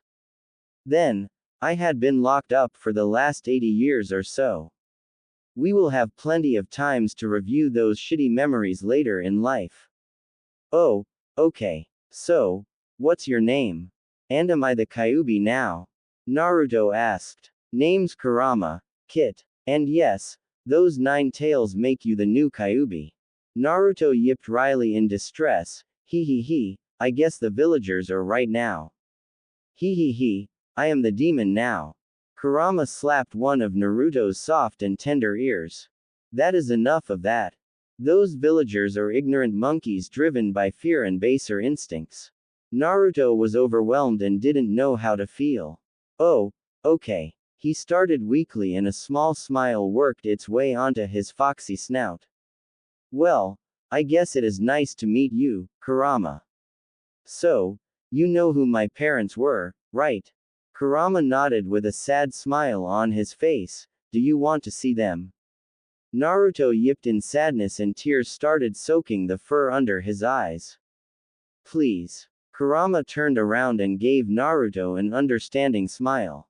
He amazed even himself with this interaction. It was like he knew on an instinctive level that this truly was his own kid now. He felt a paternal instinct stronger than anything he had ever felt in his life as he looked down at the fox kid, and it hurt him deeply to see the kid so sad. Kurama once again focused on the desired memories, and he placed his forehead onto Naruto's.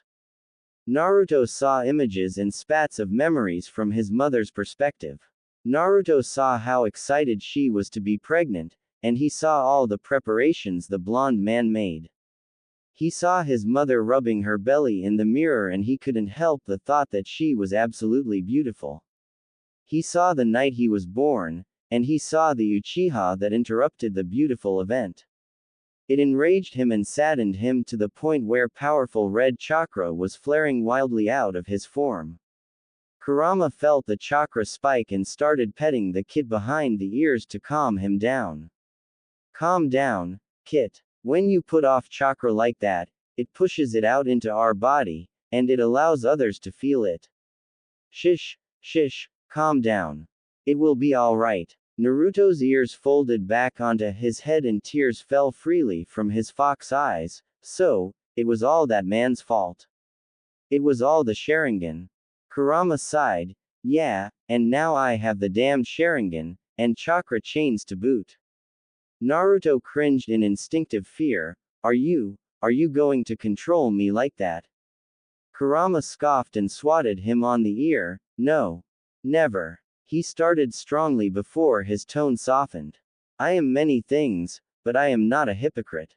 I know what it felt like to be enslaved to those eyes and I promise not to do that to you.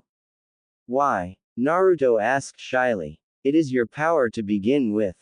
Kurama looked firmly at Naruto, and he turned the fox head to make Naruto look him directly in the eye.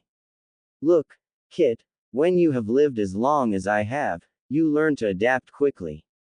I know this a lot for you to handle, but I need you to understand something. Naruto nodded cautiously while maintaining eye contact. That power is yours now. I may call on you for help, but I will train you to make it yours. You are my successor to the Kyuubi title, and for all intents and purposes, you are my son. Naruto shed tears at that. Thanks, Kurama. He then started yipping in laughter, and it was Kurama's turn to his head to the side. Ha ha ha, it is just funny, ha ha, to hear you say that when you look like a kid. I mean, you are 8 now. Ha ha ha. Kurama couldn't help himself. He started laughing too, and it seemed to alleviate the tension and fear in the air. Look, Kit, let's make a deal. Naruto stopped laughing and looked at Kurama as seriously as a fox kit could. You and I are going to help each other. I will tell you how to use my chakra, I will raise you, and in return you can give me a chakra bump when I need it. Sounds good. Naruto replied almost immediately. And this is my promise to you. I will either find a way to free you, or I will make sure that I free you before I die. Man, that is weird to think. I am immortal now. Kurama said while shaking his head in an attempt to accept his new reality. Naruto rubbed his head into Kurama's. Thank you, Kurama. Sure thing, Kit. Hiruzen glared the council down, and his eyes rested for an extra long period of time on Fugaku Uchiha, the head of the Uchiha clan. He had called this meeting because there was already substantial outrage over the deaths of yet more civilians, and now shinobi were involved. His eyes moved from Fugaku to the other clan heads, who were now upset for a completely different reason. The emergence of chakra chains let them in on something that Hiruzen didn't want them to know. With a sigh, Hiruzen began the meeting. Last night, around 1 a.m., 3 Uchiha and 10 civilians broke into the new residence of Uzumaki Naruto. They chased the boy out into a park, and they began beating him. During that beating, reports claim that the boy awakened the Sharingan, and he activated his chakra chains. This resulted in 2 dead shinobi, 4 wounded civilians, and 6 dead civilians. There was 1 more shinobi from the Uchiha clan that is in custody and undergoing questioning. Hiruzen said blandly before the volume in the room escalated to a dim roar. After 10 minutes of shouting, a cane clicked on the floor and the room silenced. Danzo stepped forward. The emergence of the Sharingan and chakra chains in the Jinchuriki points to bloodline traits. You have denied knowing the boy's parents, and I wish to know the boy's lineage. No. Hiruzen replied forcefully. Why not, Hokage-sama? If he has chakra chains, then, Sume protested before she was cut off. Hiruzen stood to his feet, flared his ki and raised his voice. Do not say what you are thinking out loud, Sume. The boy's parentage is an S-rank secret. I do not wish for it to get out and endanger him further. Shikaku scoffed, a supremely un-Nara-like behavior. Oh, please, how many attacks had the boy suffered within the village? The boy cannot possibly be in more danger than he is already in. Fugaku slammed his hand on the desk. I am more concerned with the fact that the boy has a Sharingan. That makes him an Uchiha, and he should be a member of the Uchiha clan. How does he have the Sharingan? A civilian asked. Is it the demon's doing? Hiruzen slammed his hand on the desk. Enough. The lineage is not to be discussed. The Sharingan comes from his mother's side, and that is all I will say. Given the fact that it was 3 Uchiha policemen that attacked the boy, I deny the Uchiha's right to custody. Fugaku growled, that boy is the son of. Hiruzen flared his ki and cut Fugaku off. As I said to Sume, do not finish that sentence, Fugaku. Shuza Akamichi, clan head of the Akamichi clan, frowned, which was extremely odd for an Akamichi. Hokage-sama, if we all know it, then it is not a secret. It is proof that you lied to us. Hiruzen slammed his hand on the desk. I said enough. Hiyashi cleared his throat, and we are saying that it is not enough. Explanations are owed, Hokage-sama.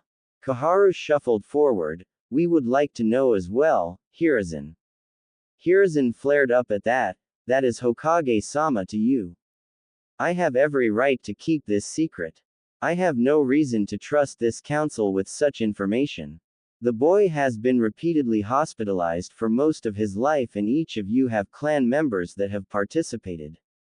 The boy is not to be touched and you are not to interact with him. Sum growled, for what reason? If multiple clans start interacting with him, then it will draw attention to him from foreign spies. Hiruzen answered and this was less than satisfactory for most of the council. Danzo watched this council meeting, and he couldn't help the small frown that fixed itself on his face. His old rival had lost his touch and the way he was handling this whole issue only served to prove that fact. The boy is an invaluable asset and should damn well receive preferential treatment. The boy should receive training and he definitely shouldn't be left to rot in some hole while he is repeatedly beaten. The fact that the Kyuubi is already leaking so much chakra into the boy's system is proof of this. Danzo had always been a hardliner and he was a war hawk. He was proud of that fact, and he was proud that he had protected his village from the shadows for the last 50 years. While Hiruzen was Hokage, he was protecting Konoha and her interests abroad. While Hiruzen was shuffling paperwork, he was training a disciplined and elite shinobi force. While Hiruzen was the leaf that bathed in the sunlight, Danzo was the root that kept the great tree standing. Did he issue morally questionable missions? Absolutely. This world was a dark place. Did he push his subordinates' training a little too far? Probably. He had enough humanity left to admit that. Would he treat the true heir of Konoha in such a fashion? Absolutely not. Danzo knew on an instinctive level what this child meant to Konoha's future and the early emergence of two bloodlines only served to prove that. The petty hatred of the villagers should have been snuffed out early on. Danzo had said as much to Hiruzen years ago. Danzo was a devout follower of Lord Second and he had interacted many times with Mito Uzumaki. He wasn't her favorite person, but he paid attention to the lessons she provided. She taught that positive emotions, like love, were necessary to balance out the hatred that resided in the Kyuubi's chakra. He knew that Konoha was failing terribly on this front for the boy. As the petty council meeting dragged on, Danzo once again clicked his cane into the floor of the council chambers. They had been stuck on the boy's bloodlines and how he possessed them. It was obvious to Danzo. Danzo had stolen and copied the same note that Minato had left. He knew the boy's true lineage and he knew the implications it had. What he didn't know was why Hiruzen was hiding it so obstinately. Hokage-sama, Danzo began slowly and deliberately.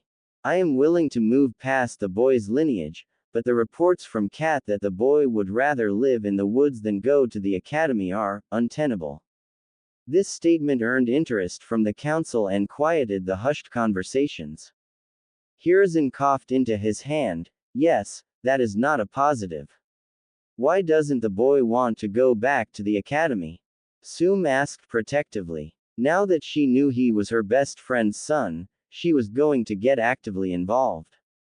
Rather than let Hiruzen obfuscate, Danzo answered, on his first day, Uzumaki Naruto was kicked out of each class immediately after it began. He stood in the hallway for the whole day while holding water buckets. Because he was acting unruly. Mibuki Haruno answered with a huff. If you believe that, then I have a bridge in Kumo to sell you. Inoichi Yamanaka countered, and he continued, look, the boy's mind is fragile, and I can't blame him. I have attempted to suppress the memories of the mistreatment in the past. Hokage-sama informed me that the memory suppression that we have been doing has not worked. That means that he remembers every beating he has ever received, and if his medical records are to be believed, that is a lot of beatings. The child's mind had remained strong, but it was getting weaker and weaker with each new incident. Just give the child a break. That thing is not a child. It is a demon. Its eyes are red now and that proves it. Mibuki shouted. Shut the hell up, you ignorant bitch. Sume growled and his canine partner Kuromaru was on all fours at her side snarling. The last 2 beatings caused him to release enough of the Kyuubi's chakra that it affected his body. That is not the pup's fault. That is what happens when you repeatedly attack a child. A child that holds the demon at bay. Hiruzen pounded his hand on the table to regain control of this shitty situation. Enough. Counselor Haruno, please do not speak again for the remainder of this meeting. I have repeatedly explained that Naruto is not the Kyuubi. He is the jailer of the beast. That being said, assume it right. The boy has used the beast's chakra to protect himself. In the last 2 weeks, it has become more prominent, and the beatings are only accelerating it. Fugaku scowled, he should be locked away. If he cannot control himself, then we should lock him up until we have a way to control him.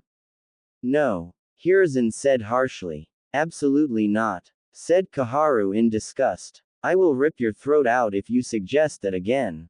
Snarled Sume. Here's a revolutionary idea, how about we don't permit the boy's continued assaults? If he wasn't attacked, he has never lashed out before. Is it too much just to leave the poor boy alone? Inoichi cut in. Shikaku was frowning, which was frankly too much work in and of itself. If everyone stopped being troublesome, then the situation wouldn't be so damn troublesome. Hiruzen pounded the desk to issue his orders. Enough. The boy will be watched by my Anbu and the next civilians or shinobi that attack will be executed. The continued attacks put the village at risk now that the Kyuubi's chakra is lashing out.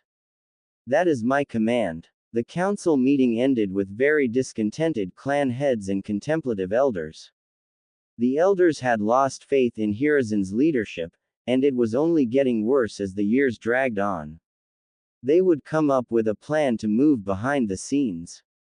They would no longer leave such an asset to the village to rot. Learning a human body was a completely new experience for Kurama, and he had used the last month to get used to it. He didn't go to the academy on most days. In fact, the only days he actually went and tolerated the abuse were the days that the Anbu forced him to. During that time, Kurama focused on mastering the basic of a human body. Balance, endurance, speed, limited senses, no tails and many other factors impeded Kurama's natural transition into the body. For balance, Kurama's trips to the woods helped. He had given up on attempting to get food from the shops in the village and he spent most of his time hunting or fishing in the woods. He acquired a couple kunai and some basic survival gear from the dog and cat Anbu that often followed him. He would prefer to stay out in the forest, but each night the Anbu guarding him would appear and take him back to the house despite his protest. He knew they were always watching him, and it was more than a little annoying for the kitsune turned human. Kurama truly despised his own weakness more than anything. The fact that he was at the whims and mercy of these masked humans made him resent his own weakness. To be weak and sentient was to be human. The human condition that Kurama was now stuck with, the very same one he had despised for centuries. The need to eat, the need to sleep, the need to urinate and defecate, the need for shelter and the fear that laid poorly hidden behind all of these needs. Kurama despised his own humanity. All that said, Kurama was happier the longer he was out of the village and away from the hate. His instincts felt at home in the forest, and he felt an unnaturally strong connection to nature. Not himself exactly, but it was as if his body resonated with nature, and he had already figured that it was the blood of Ashura that resided in the body that made him feel that way. That being said, he didn't have the first clue how to use that connection. It is not like he could just go ask the Hokage for instructions on how to use Mokuten or Senjutsu chakra. Yes, Kurama knew what those two things were. Kurama's natural instincts kicked in as he darted through the forest in pursuit of a deer that was in the area. Kurama's sense of smell and keen eyesight made him an efficient tracker. He hid behind a tree trunk and saw his quarry eating grass in a clearing. The problem was that his frail form made it challenging to secure the kill. His legs weren't strong nor fast enough, his frame wasn't big enough, and Kurama was untrained in the ways of human combat. Within the seal, Naruto was beginning to stir in his fox form. The apathetic 8-year-old didn't know what to do with his time in the cage. Thus, he began doing what all children do. He explored the cage and tested the limits of his freedom. He moved back away from the bars into the darkness. He moved through the darkness as if guided by instinct to the back of a great cave. The light from the auditorium faded and Naruto found himself cloaked in the darkness of a cave. Kurama fidgeted with the kunai in his hands as the 6-point male deer continued grazing in the field. He suppressed his aura. He could at least do that much from all of the experience suppressing the strongest chakra in existence. He crouched low and stepped around the tree trunk as he hid his frame below the top of the grass. He moved silently and tucked the kunai into his teeth as he instinctively transitioned into an all-fours position. He moved silently and efficiently towards his unaware target. He could feel the chakra signature. He could feel its calm state, and he knew that he only needed to move 50 feet until he was in position for an attack. Kurama's troublesome human heart started beating quickly as the anticipation of the kill overwhelmed him. With the increased anxiety, Kurama found it harder to suppress his aura, and he was wary of giving his position away to his target. Despite his racing heart, each placement of the hand, each deliberate step of the feet made Kurama move silently towards his prey. Naruto stirred within the darkness as a sense of excitement and anticipation welled up and surrounded him. He could sense it so entirely that it was almost as if he was the one feeling the emotions. He closed his eyes and flickers of images from the outside world entered his mind. He felt Kurama's tension and purpose as he watched him move through the tall grass. His breath hitched in his fox form as he felt the hunter's instinct fall over him. Kurama was 10 feet away and it was time to move. To his immense frustration, the Sharingan activated on its own as his anticipation excited his chakra flow and the tiny human form made instinctively guided it to his eyes. Kurama took the kunai out of his mouth with his right hand and darted forward. The tiny body wasn't even half the size of his target, and the first strike missed its mark. The kunai dug into the deer's shoulder and the powerful beast rose up onto its hind legs and neighed in terror as it took off into the forest. Kurama held onto the kunai as his frail body was being pulled along by his prey. He felt the trees, shrubs and thorns of the forest ripping into him as he held onto the kunai with his right hand. Kurama's left hand latched onto the deer's hide and he pulled himself onto the deer's back. Once he was in a more stable position, Kurama was forced to duck a branch that nearly took his head off. This caused Kurama to lose balance once more and the deer continued its terrified plunge into the dense forest. Kurama was not going to tolerate being defeated by something that belonged on the bottom of the food chain. His stubbornness prevailed as he pulled himself flat onto the deer's back and his left hand repositioned itself on the deer's neck. With a more stable position, Kurama yanked the kunai out of the shoulder and began stabbing violently at the deer's neck. The deer's blood spurted, and it bucked wildly as the small weapon repeatedly tore into its neck. The deer threw its head back and its rack found purchase in the small boy's shoulder. Thus, the two began a violent struggle for survival and both of them paid the price in blood. Before long, the deer could no longer keep itself standing and it crashed unceremoniously into the ground, which caused the small boy to topple forward off its lifeless form. Kurama lay on his back panting as Naruto's excited shouts filled his mind. That was awesome. So cool. Kurama panted while splayed out on the ground. Glad you liked it. How were you able to see it? I went back into the cave and when you got excited, I was able to see. Naruto explained in his high-pitched fox kid voice. Kurama already felt his body healing from where the antler impaled him. Interesting. Our senses are merging now that so much chakra has passed through the seal. I will work on making it permanent for you, Kit. Thanks, Papa. Naruto replied flippantly. Kurama's breath hitched in his chest at the name.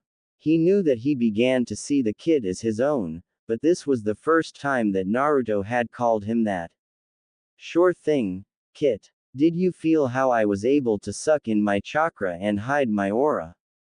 That will be an important lesson for you. Right now, you're radiating an overwhelming chakra and you need to learn how, so suck it in. Naruto cocked his fox head to the side. Okay, why? Kurama laughed at the inquisitive nature of the child. He had really started to re-emerge over the past month as he no longer felt the fear that he previously shouldered. Before Kurama could respond to Naruto, the dog-masked Anbu appeared standing over him. Kurama looked up at the guardian while panting for a minute before he opened the conversation. Can I help you, doggy? Kurama asked while using the name to irritate the dog-masked Anbu. Kurama reveled in the spike in agitation that flared through the Anbu's chakra. Dog sighed. Naruto, you know that you shouldn't do this. Kurama cocked his human head to the side while still supine. Why? And if I am not supposed to do it, then why didn't you stop me before I killed it? Dog looked over the tattered state of Naruto's clothes and he looked at the wounds that were already healing. Dog chuckled behind his mask before he shrugged and responded, I didn't think you would be able to. You should get your food from the stores, like a normal kid. Kurama couldn't help the flare of anger that lit up his blood-red eyes. Oh yeah, silly me, I should just go buy it like some normal kid. You, doggy. Dog's shoulders slumped as he realized the stupidity of his statement. Well, you could get free lunch at the academy. Kurama scoffed. Yay me. For the price of enduring hate and standing in the hallway, I can get a snack for lunch. Thanks, but no thanks. Dog sighed. Naruto, if you don't go to the academy then you won't be able to be a ninja. Kurama shrugged. Fine by me. Kurama said this to get a read on how the dog Anbu would feel about it. Sure enough, he felt regret and a lingering anger well up. Dog reeled in his anger and calmed his tone. It wasn't the boy's fault. Naruto, I think we need to go see the Hokage. Kurama growled at the thought. Why? Because he wants you to become a ninja. Why? Because why? Kurama persisted. He wanted the stupid mortals to spit it out already. Dog sighed. I can't tell you. Kurama scoffed and crossed his arms. His body was healed and feeling better, but he was comfortable. I don't want to see the Hokage.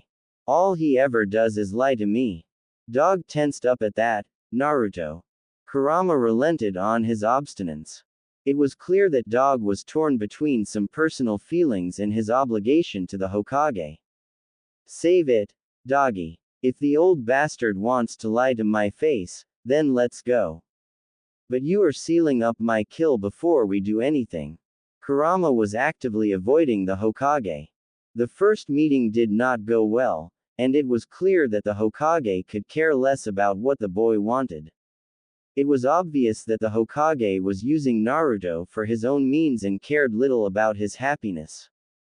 Thus, a game of actively avoiding the Hokage or ignoring him when Kurama was forced to tolerate his presence began. It was a game that caused more tension with each meeting and things were coming to a boiling point. Kurama had a feeling that today might be the boiling point. Dog arrived with Kurama in the Hokage's office, and he saw the three elders were in a conference with the Hokage. He immediately knelt respectfully and apologized for interrupting. The four geriatrics were taking in Naruto's messy state and the clear signs of blood that saturated the edges of his torn clothing. Kurama couldn't blame them. He looked more like a wild boy than a civilized shinobi in training. Naruto, what happened to you? Hiruzen asked while frowning. Hunting. Kurama replied simply and Naruto giggled through the mental link. Kurama guessed that the link was finally starting to stabilize between the two of them. Hiruzen looked to Dog for an explanation and Dog provided one. He stalked and killed a buck in the forest with just a kunai. This earned analytical looks from the four old farts, which was expected. Kurama also felt a sense of pride and greed coming from the bandaged one. Why are you hunting deer, Naruto? Hiruzen asked harshly. That is much too dangerous for someone without training. Kurama's eyes hardened and he glared down the Hokage. I know your Anbu report to you, so quit playing dumb. I can't get food within the village, so I find my own. Koharu frowned at the disrespect. Naruto, you need to respect your Hokage. Kurama's head turned to the old lady. He sensed a gentleness to her chakra, but it was hidden behind a hardened resentment and firm will. Udatane-san, my options are to provide for myself or starve. I choose the prior. Danzo's lone eye crinkled in delight. He could use this boy. Naruto, why do you not go to the academy? Surely you could receive training there that would make providing for yourself easier. Kurama frowned at the geezer. Maybe if they were willing to teach, but let us put aside false pretenses. You all know what I experience when your Anbu drag me there and it is quite frankly a waste of my time and theirs. Hiruzen frowned at the statement. He knew it was true, but he needed the boy on the path of the shinobi. Naruto, that is the only way for you to become a shinobi of the leaf. Kurama shrugged. So what? The edges of Danzo's lips were pulled downward at this, and Kurama was able to feel his disappointment. It was so intense that it almost turned to resentment, but strangely, it wasn't directed at Kurama. Naruto, the shinobi path is the best path for you. Kurama suppressed his growl and addressed the bandaged elder. Maybe, but the academy clearly won't treat me fairly. Let me ask you this, Shimura-san, how would you define insanity? This piqued the interest of all listening in the room and Danzo mulled the question over for a couple seconds before responding. I often told my old trainees that do the same thing over and over again while expecting different results was the definition of insanity. Kurama nodded and snapped his fingers. Good, then we are on the same page. Danzo actually looked surprised and cocked his head to the side. What do you mean? If I repeatedly go to the academy to waste my time in the hallways and suffer the judgment of the teachers, then that will not lead me down the path of the shinobi. It is a waste of my time and their hatred. So, why would I keep going back? Kurama asked the four old farts. Kurama enjoyed the variety of emotions that he could feel. Danzo was a subdued mixture of surprised and proud. Koharu was resentful but with a bright spot of pride. Homura was mostly disappointed, but Kurama couldn't tell what he was disappointed by. Dog was proud, sad and mostly regretful. Hiruzen was mainly apathetic and upset. It was clear to Kurama that the old Hokage wasn't happy about the way things turned out. Hiruzen took a puff of his pipe and mulled on it. He looked to his elders for assistance and sighed when it got him nowhere. Naruto, I need you to become a shinobi. Kurama cocked his head to the side as the same old song and dance began once more. Why? He asked simply. Hiruzen sighed and puffed on his pipe once more. I cannot tell you that. Kurama scoffed. Then this ends the same way. See, definition of insanity. You might want to get that checked out, Hokage-san. Hiruzen frowned at the jab.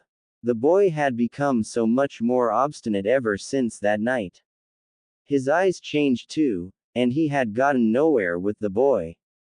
Naruto. Kurama interrupted him. Look, "Old man, I have a deer to skin and gut, and I don't want the meat to go bad.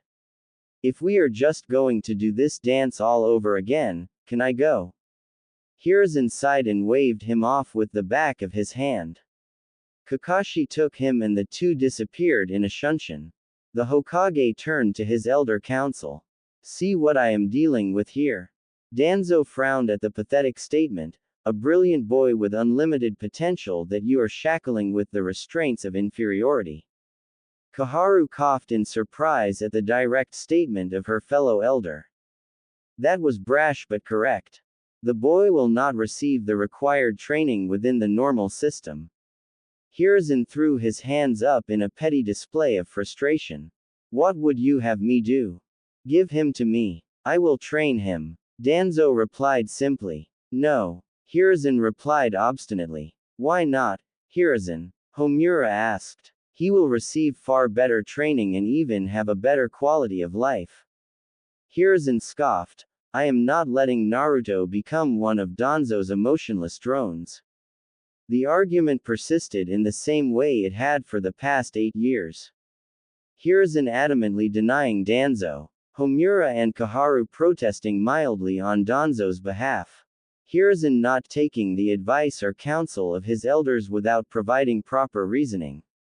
It all served to leave the four frustrated with headaches and unsettled resentment.